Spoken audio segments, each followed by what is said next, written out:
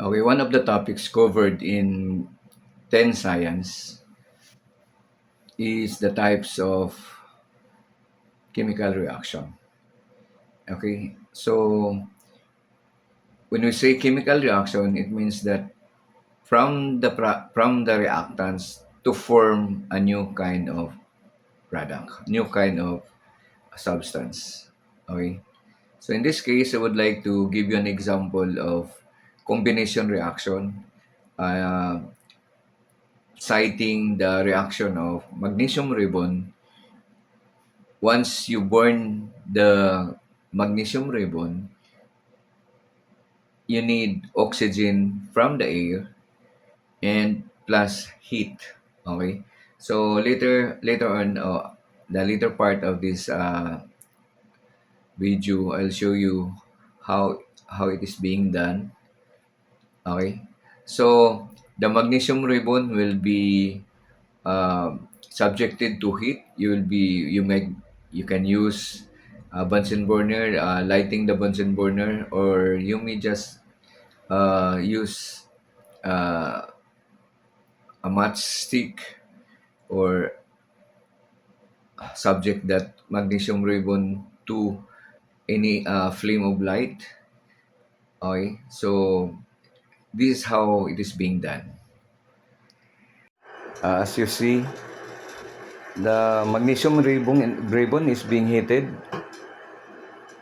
Then it started to burn.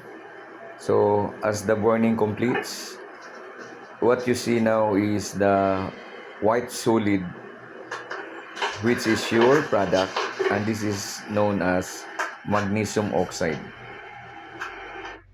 Uh, I suggest that when you do that, you need to use the iron stand, the clamp, so that the clamp will be holding the crucible tongue, so that the tip of the crucible tongue will be holding the magnesium ribbon and subject it to the lighted flame.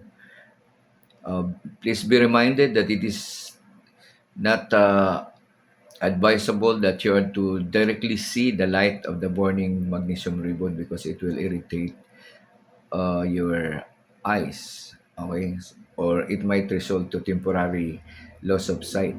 Okay, so now we'll proceed with what you see is after the burning of the magnesium ribbon, you see the white ash, or actually white solid.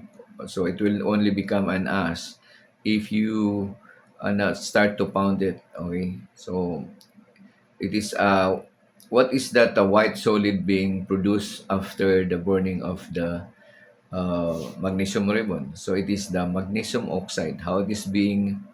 Uh, how it happened?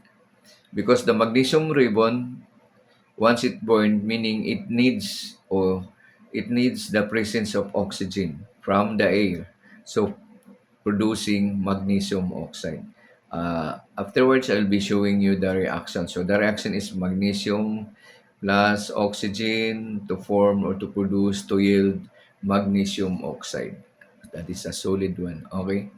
So this is an example of combination reaction that falls under the topic in science grade 10, types of chemical reaction. So this is a combination reaction because uh, you are having more than one uh, reactants.